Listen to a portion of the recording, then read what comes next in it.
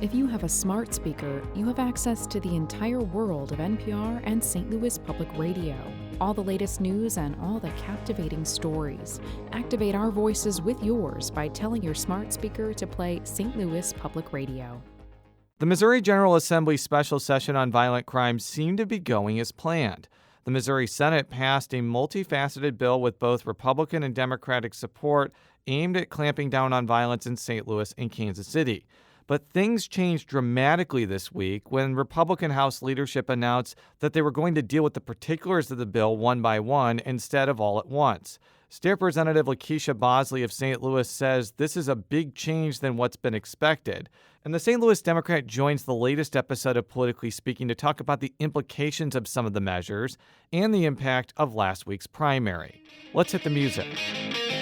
This is the Politically Speaking podcast, the definitive show about Missouri politics. It's a little complicated in Bolivar because there is a Parsons family there. But we also knew that it was important to make sure that we got to where we needed to go. You know, if you walk in a room and you're getting ready to make a decision and everybody in the room looks like you need to stop. And right now what happens in the United States Senate is as critical as anywhere else in the country. I really want the state to succeed. Well, we want everybody to know that we're all working together. I just worked hard to try to build my name where I didn't have the money. And welcome to Politically Speaking. I'm your host, St. Louis Public Radio political correspondent, Jason Rosenbaum. Joining me today as my co-host, St. Louis Public Radio State House reporter, Jaclyn Driscoll. And joining us as our special guest today, the state representative for the 79th House District, which represents a portion of St. Louis City. We have as our guest today. Hey, everybody. Representative LaKeySha Bosley. Things have gone completely haywire in Jefferson City. And I think I'm going to have Jaclyn and you kind of try to explain what's going on. For our listeners, Governor Mike Parson called a special session aimed at passing legislation to lower violent crime. A bill with a number of things in it passed the Senate. It went to the House, and the House announced yesterday basically that Senate bill is dead, and it's going to be split into a bunch of different bills. Representative Bosley, what is going on here? Because I am so confused. When I say that I am just as confused as you, but I think that it's a necessary evil, and I'm kind of okay with it. And the reason why I'm okay with it is because it stops a really bad omnibus piece of legislation that will not drive us to the point of putting 14-year-olds in prisons, adult prisons, regardless of whether you have language in there that says that they shall be separated from the adult population if they're under the age of 17. The problem with that is who says that that's not placing kids in solitary confinement the entire time? What are they be doing? Shouts out to Senator Carla May for being able to negotiate, putting in language in there that makes it mandatory that kids who are in their 14, 15, 16 years old have to go through a process of getting mandatory GED equivalency programs of, making sure they come out with something of substantial use. These jails are supposed to be rehabilitative, right? So we want to make sure that we give these kids some type of access to something that will benefit them once they come out and are rehabilitated. So now we hear the governor blew up the bill, so to speak, and opened up the special session to concurrent jurisdiction against Circuit Attorney Kim Gardner, which is absolutely a personal attack. This has nothing to do with this being something that is very beneficial for the city of St. Louis or even the state of Missouri. Never in the history across this country that I know of have we ever seen a circuit attorney actually have their jurisdiction taken away from them by an attorney general. And let's not mention in the state of Missouri, you have a current attorney general who fought against an innocent man from being released from prison. That in itself should show you or give you some idea the biasness of the difference between the current circuit attorney we have and what we will end up with concurrent jurisdiction, which I think is absolutely within itself appalling, and it should not happen at all. For our listeners, I want to give them a little context about what concurrent jurisdiction actually is. What's being proposed now is legislation that would allow the Attorney General to basically come into the city and try homicide cases if, I guess, A, the circuit attorney asked for assistance, or B, if the Attorney General feels like the case isn't being adjudicated correctly. And what you were referring to there about the innocent man you're referring to is Lamar Johnson. And that's a case that has come out of the city, which features a person who Kim Gardner feels has been wrongly convicted and is trying to get released from prison. And Attorney General Schmidt has been fighting her on that. So I want to make clear to our listeners what you're talking about there. Yeah, that's one instance with Lamar Johnson, but there is another instance of someone in St. Louis County where he was just released after 15 plus years in prison. And he wasn't even near the scene of the crime at the time. He was in the city, but the crime happened out in St. Charles County, and he just recently was released for a 15-year bid that he didn't even have anything to do with. And our current Attorney General fought against that release. He fought against someone being released, innocently released from prison. So even with that, and kind of to go back into the concurrent jurisdiction, it also allows him to, do if the case is issued within 60 days after the police apply for charges, he can go in and take over that case. And then if Kim Gardner decides that he wants to have help, as you said, or he feels like he deems it necessary to come in and step in and just take it away, he can do that also, which I don't think it's in its way, dimming our voice as the individuals who live in the city for someone we elected overwhelmingly, over 60%. I say in recent days, and about a week ago, we just reelected her overwhelmingly. So that comes in and takes our voice away, and we argue local control of the legislature on the state side all the time about local control. This is an instance where local control is impeded on, and it's only beneficial to the argument when people try to use that narrative. In that press conference with the governor, he also brought in Attorney General Eric Schmidt, kept reiterating that this was not personal. This was something to fight violent crime and to, get more violent offenders off of the streets. Jason, I believe you spoke with Representative Nick Shore, who is in favor of concurrent jurisdiction, and I just wanted to play the clip so our listeners can hear why. And I've said on the record many different times that, we could pass the silver bullet when it comes to crime.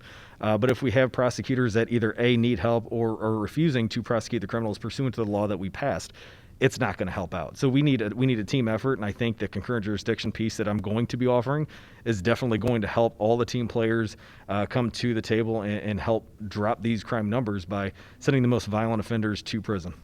Have they even had the conversation with Circuit Attorney Kim Gardner? That's where I am with it. I don't think they have. If she needed help, she would have asked for help. And the thing is the Missouri Legislative Black Caucus a year ago asked for help from Governor Parsons and was told that it's not the right time to have this conversation. Let's have this conversation during regular session. We tried to have these conversations during regular session where it was addressing the root causes of violent crime, getting after-school programming for kids, making it a mandatory issue where we could get witness protection, which is something that they picked up. And the governor has, been very diligent of working out, but only giving $1 million for witness protection when he says that we have a problem with crimes not being murder specifically, not being solved. The thing is, this is not an attack on anyone, but we need to have evidence. You can't convict a person without full evidence, as the law requires. You are innocent until proven guilty. So you have to give the circuit attorney, you have to give the prosecuting attorney clear and concise evidence. We do not want to convict people falsely and wrongfully, as we have seen throughout the state, that we have to go back and now rescind a case and vacate a plea. We have to vacate this plea from individuals and then Now we have to go back and reopen those rooms for those families and find an active investigation to try to find out who is the real person that committed this crime. I think that Circuit Attorney Kim Gardner, by doing her due diligence of making sure she has clear and concise evidence to convict people of these violent crimes and these murders, is where we should be doing and how we should want our circuit attorney and our prosecuting attorneys to, move forward. So they didn't even ask her for help. They didn't even ask her if she needed help, is the bottom line. How can you step on someone's toes and they didn't even tell you that they needed help? You didn't even come and ask. I do want to address this because you were very vocal about the governor's call for a special session. You actually wrote a letter to the governor saying that there's no more until moments to address policing policies and community relations.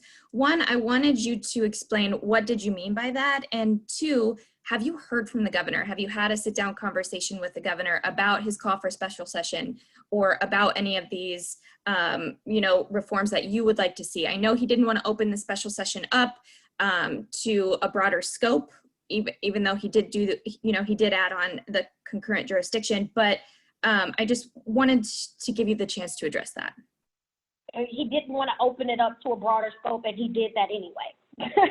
So it's kind of one of those things where if you really wanted to do it and you really wanted to address the problem, you would do it. And that's not something that he's done. And what I meant by that is we hear as African Americans and minorities in this state and across the country all the time that we'll wait and let's try to handle this on another level. Let's wait until we have more time. Let's wait. It's always the waiting game when it's time to address issues that directly affect our communities and people of color. But this is no longer a time to wait. We can no longer wait. We've been waiting for over 400 years. If you don't even want to go back to 400 years, let's go back 50 years. My father is 86 years old and has been waiting his entire life for those changes to happen in his community. I am 27 currently, and I'm still waiting. I haven't nearly lived as long as he has. And for those individuals, the seniors who live in our communities, to still identify and say that we have the same problems that we have had for over 50 years with community and policing is in itself appalling. Everybody should be baffled by that. Every single person should say, well, wait, this is a problem and it needs to be fixed now. That is not saying that there's an attack on the policing community, because there are great officers out there. There are extremely involved officers who are in the communities, who are fighting for their communities to make their communities better. But the problem is you have those unqualified officers who are out there on the streets that are giving police officers and the policing community a very bad name. And we do not want those officers to stand any longer. What happened with George Floyd, that officer had over 17 complaints from one department and more from another department. He just bounced from one department to another department. That is a problem. We can no longer allow those type of officers to commune, to be a part of our communities and out here in the streets, because they're going to continue to do what they want to do no matter what, because they're not being reprimanded for those crimes. When you assault someone, if I assault someone, I am held responsible. I have to go in front of a judge, in front of a jury, in front of my peers, and I will be charged if I assault someone. Whereas police officers have this immunity that they should not have. If you physically assault someone without probable cause, there is no reason why you shouldn't be held to the same standard that I am held as a citizen, period. Is there anything in this special session conversation that you see right now that will help the communities in Missouri that are suffering, from violent crime? I think witness protection is something that could definitely be beneficial. As we know that when witnesses can be intimidated, especially if somebody is very connected to the people and to the streets, so to speak, they can touch and get to anyone that they want to. So I think this will give some sense of, security to individuals who do want to come out and speak against the people who are in their communities, running their communities in the ground. I think that definitely gives them, some sense of they're trying to do something to protect me. Outside of that, as I said, Senator May being able to negotiate the peace where if juveniles are in prison that they do get some form of education, I think that is very, very good, and we should be doing that, and we should have been doing that beforehand, not just for minors, but for also adults who are in prison. And I have to, commend Director Precise for that.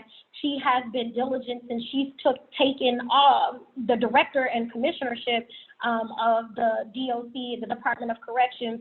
She's been working actively towards doing just that. As far as the residency goes, I think that this is, again, government overreach. We have it on the ballot in November. I think the citizens of the city need to be the deciding factor of whether this passes or not. And again, I don't want someone from Boone County or from Jackson County voting on something that directly and only affects St. Louis City, period. I wanted to open this up, as Jason and I have both mentioned, the session has been derailed. What is it? What was the deciding factor that kind of blew up the special session to say? I think it was just everything. There is a lot in this bill. There is as you said, there is a lot of disdain for some of the policies that are being pushed forward. People do have consciences, People do have a moral compass where they're like, all right, this is too far. No matter how conservative or not, they will definitely, go to a place where they say, you know what, this is just too much. And I commend those on the other side of the aisle and those on my side of the aisle who, have a little pushback and a lot of pushback for some of these policies by saying, hold on, wait, guys, this is too much, this is too far. Let's rail back and actually evolve what we're trying to do and do it the right way. 14-year-olds, as I said, these are 7th and 8th graders. I want to put them in perspective for people. We're talking about middle schoolers going to adult prison. These are 7th and 8th graders at 14 years old. When they said 12 years old, this is 5th and 6th graders. They're talking about putting in adult prison. That should give you a mindset of how small these children are. I tweeted, I believe it was just last night, if you haven't had the opportunity, you need to go watch the Prison Song on Netflix. That will give you a kind of idea of what happens when you imprison children too early. You mess up their lives, you blow up their lives. So you don't want to do something like that. You want to find a way to defer them from doing crime further. And that is something, I will say that circuit attorney, and I'd have to bring it back to Kim Gardner, that our circuit attorney has been, very proactive in doing. She has tried her very best and has been doing so effectively for, those first nonviolent offenders of giving them a second chance to, redirect their lives. So when they come out of the system, that they actually have a chance at a normal life, some type of normalcy, where they're not just deemed unworthy to begin with. So I think that compass is what we are seeing, and I am happy to see it, that to know that there is some place very bipartisanly that we can say this is just too far. This is not just a Democrat thing. This is a people thing, and I am very happy about that. We'll be right back after this quick break with Representative LaKeySha Bosley.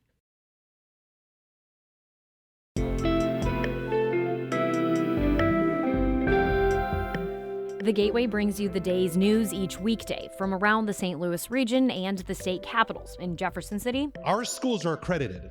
We don't need this bill. And Springfield. How many more years must pass before lawmakers see time is of the essence? I'm Abby Larico. Join me each weekday for The Gateway on the STLPR app or wherever you get podcasts.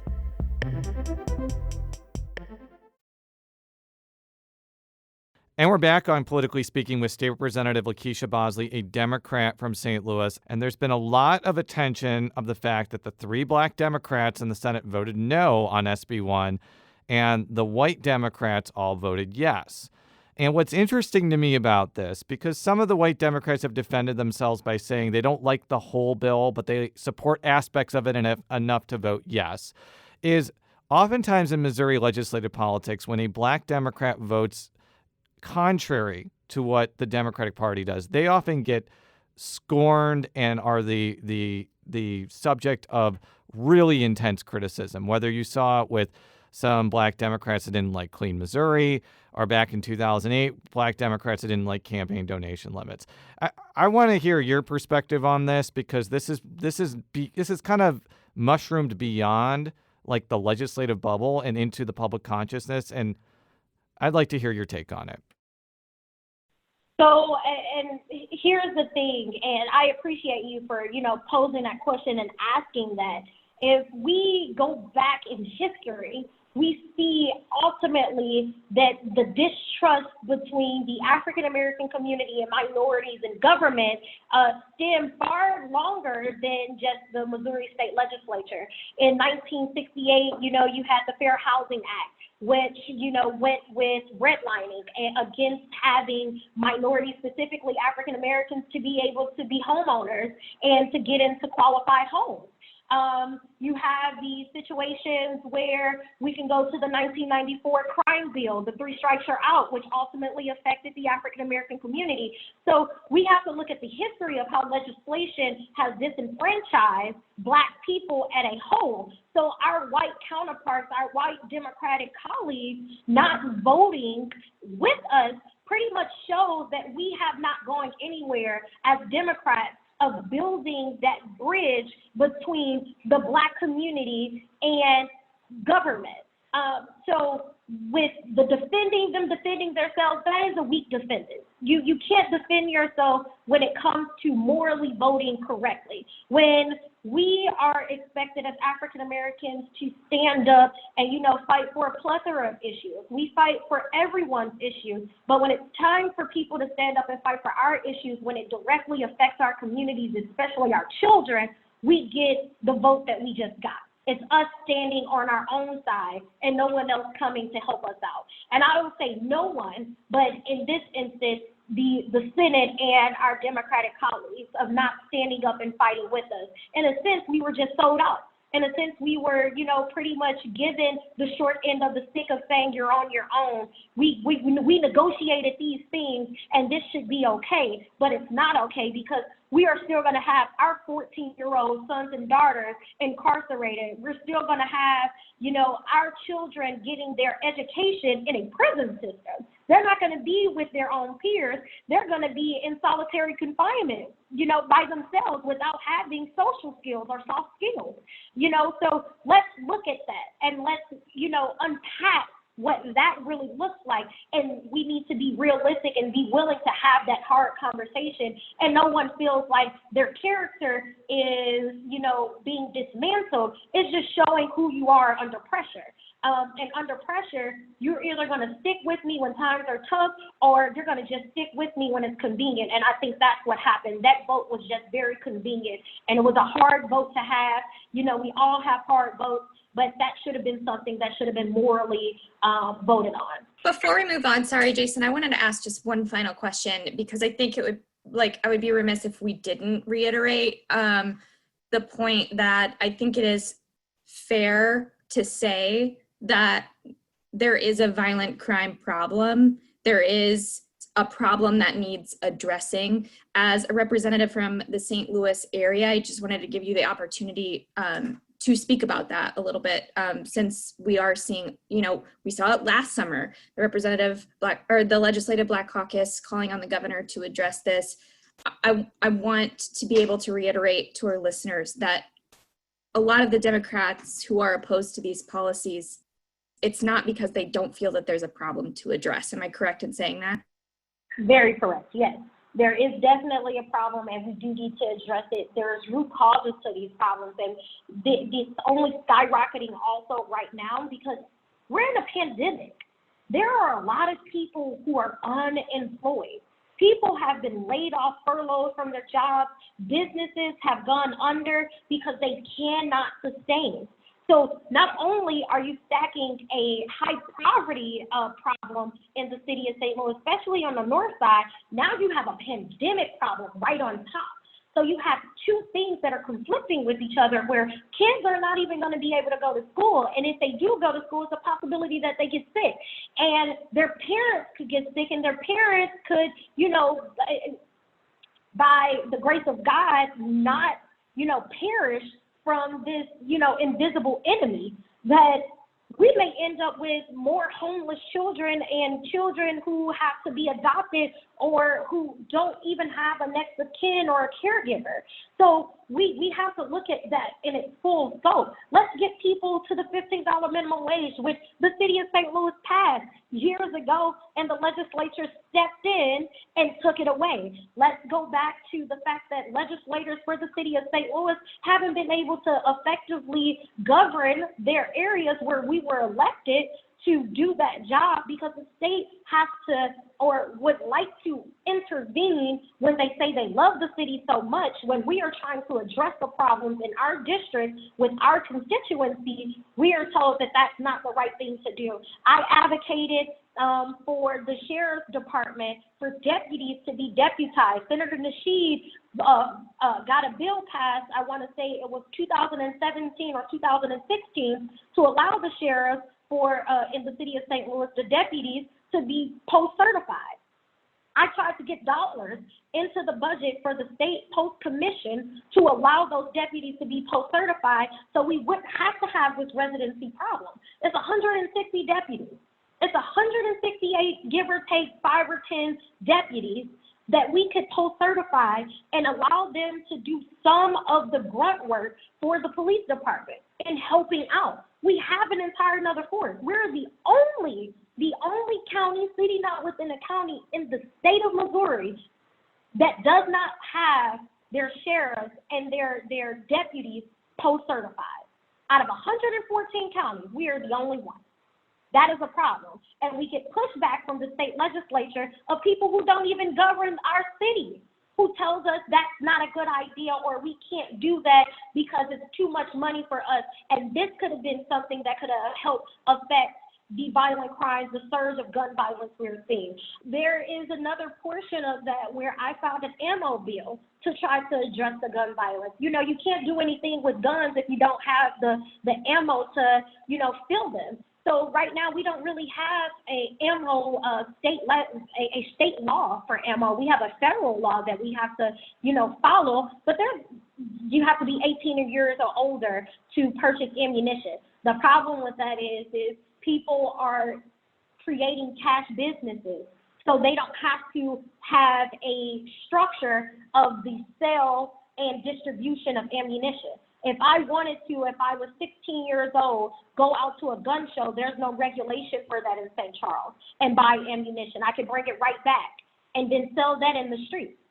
And then now we're having an influx of ammunition to supply these people and these individuals with illegal firearms in our streets. We advocated to allow individuals to have a permit for a license and carrying. Yes, we are a conceal and carry state, but if you have a permit, you're purchasing your firearm legally. So now we know what type of firearm you have. And California was very beneficial in doing this. They were very proactive, and it was beneficial for them in passing legislation that just went into effect in 2020, January of 2020, of the ammunition bill, where you have to go to a licensed dealer, the same as you have to do with a firearm, in order to receive ammunition. So you have after-school programming. We need to give kids something proactive for them to do. You have minimum wage, get people the dollars that they need and the resources that they need in order to survive. You have a problem with violent crime because people are in survival mode. They don't know where their next meal is going to go or come from. And I commend Urban League, I commend, and I know this is going to sound biased, but I commend my Brandon Bosley, Alderman Bosley. Every Monday and Thursday, they give free food out for families. It doesn't matter if if they have enough, they give it out. They give out as much as possible as they can. So you have a lot of people stepping up to the plate to try to help curb the problem, but the problem doesn't just start with violent crime. There's an underlying issue for this, and we need to be addressing those, and we are not doing that in the legislature with any of these bills, if they're broken up or they maintain themselves as one omnibus bill. We're not doing anything to address that. So we're about a week removed from the primary elections. You did not have an opponent this time after running in like a 600-way Democratic primary in 2018. So you will be returning to the legislature in 2021. But I think that the big story in St. Louis was the fact that a number of black women won prominent posts. You have Cori Bush, who will become the first black female congresswoman. We've talked about Kim Gardner winning by 60%. We saw Tashara Jones win re-election. And we have now going to have an expanded House caucus where instead of you being the only woman to represent St. Louis in the House, you'll now have two others, Kimberly Ann Collins and Marlene Terry, having districts that include that.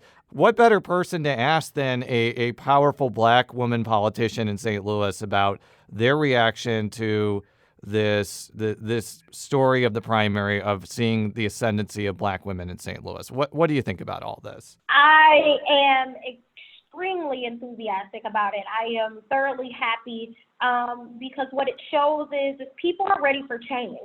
And I think that the black woman has fought and shown that we are more than capable of coming to the aid of everyone when it is absolutely necessary. We fight for everyone's issue just as hard as we fight for our own issues. So I believe that a lot of people are seeing that and understanding that this is not just a point of just a black issue. This is a people issue. And black women are fighting for the betterment of people. We are fighting to make sure that everyone has a voice and a seat at the table.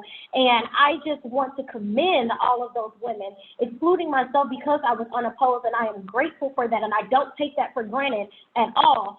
But it just shows that there is a time, and the time is now for us to stand up for that change we are looking for. There are powerful voices in African-American women, and we are here to stay, and we are here to fight for everyone. And I just commend all of those women for their victory. Had you been 30 years old, I think if you had run for that 5th district seat, you probably would have beaten all the candidates just because of a lot of things. Number one, a lot of people like you in the legislature. You have the family history that we talked about. But, I also think that it may be good that you weren't able to run for the Senate, because now you have to stay in the House for longer and not just focus on your next bid. And you can kind of expand your experience and your influence in the lower chamber. I am extremely happy that now Senator-elect or Democratic nominee Steve Roberts won that seat, because we do need the perspective of the black man also in the legislature. Brian Williams was elected into the as state senator for the 13th district. It's been over 50 years since there was another African-American man in the legislature. Now we have two, and they're from both sides of the region. And I think that is very beneficial for us. And, I just want to do the best job that I can as a legislator, a representative in the House, and do that job effectively before even considering thinking anything else. I think as you said, people always look at something further instead of effectively doing the job that's in front of them right now. And, the people electing me to do a job as state representative, if the people would have elected me to do anything else, I would have done just that. So I am, happy to support whomever is in that Senate seat. And as I said, I am enthusiastic about another black man. There's not been a black man to hold that seat for a number of years, for almost 16 plus years. It's all been African-American women, which I'm extremely happy about that too, but we do need another perspective. So I'm thoroughly happy about supporting him in everything he does. I believe Jet Banks was the last 5th district man to hold the seat. But my final question is going to be about the statewide election. You are a Democratic committee woman for the state Democratic Party. Democrats have not done well in the last statewide elections, but we do have a new variable that's happened since this show happened, and that is Kamala Harris is now the vice presidential nominee for Joe Biden.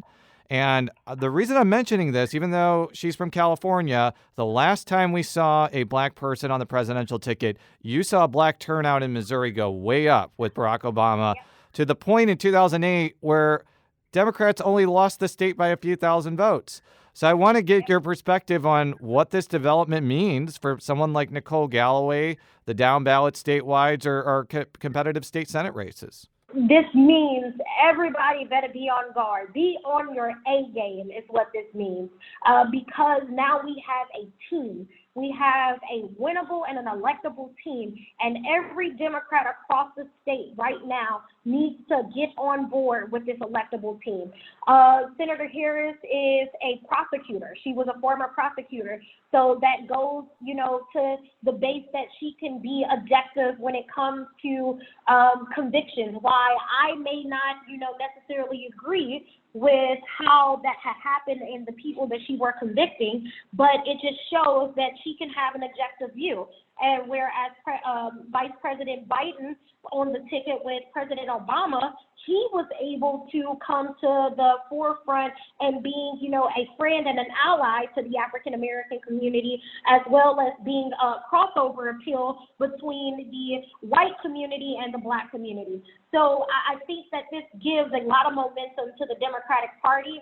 But I also want to tell the Democrats, this is not a time to just get lazy. This is a time to amp up the value more. We need to get out more, get people excited, look into those races of individuals who are usually Republican counties and Republican districts. Look for some other candidates and find out who they are, whether they're Republican or Democrat. You need to know who's all on the ticket and vote for those people who align with your views, not just your party. Because we have seen that there have been Democrats who have voted for Republicans before and vice versa. So we need to make sure that we're looking at the people who are on the ticket and having a winnable and electable ticket, such as Biden-Harris for 2020, gives us much more momentum. I just hope Trump doesn't, try to do a stall like he's done before and, try to overturn the election. Well, Representative, thank you so much for joining us on Politically Speaking. For all of our stories, stlpublicradio.org. You can follow me on Twitter at @Rosenbaum. Jaclyn, how can people follow you on Twitter? At Driscoll NPR. And Representative, how can people follow you on Twitter or any other parts of the World Wide Web? You can follow me at Team Bosley, Mo79. So that is Bosley with the B, BOSLEYMO 79. And that's on all social media platforms. Thank you very much. Until next time, so long.